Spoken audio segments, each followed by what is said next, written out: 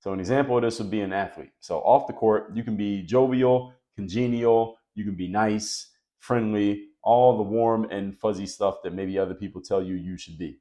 But on the court or on the field or on the track or in the pool, wherever you do your thing, when it's time to kill and it's time to win, there is no place for being friendly or nice or complacent. You show no weakness. You operate with a killer instinct.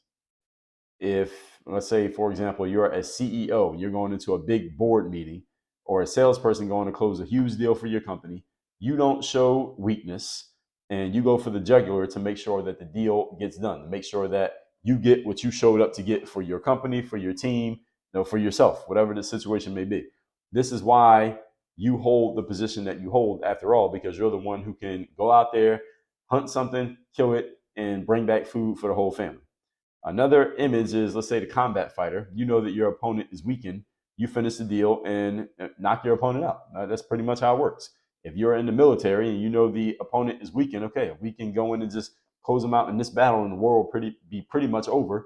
We may even kill the head person and it'd be over and we'll be the heroes and we'll be the winners and we'll get what we want. We took care of our country, got rid of that country, and we move on and move out.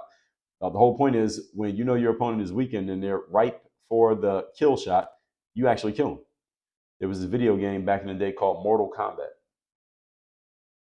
Some of you, if you're over the age of, let's say, 30, maybe 35, you probably remember the video game Mortal Kombat. So when you're playing Mortal Kombat, if your opponent, and it was a fighting game between two players, and if your opponent was badly beaten and they were on their last legs, they would literally be wobbling. The opponent would be standing there wobbling because they have no energy to move or defend themselves, and they're just one punch away from pretty much being done. And there was a voice that would come on the screen, a little graphic come on the screen when that happened, and it would say, "Finish him."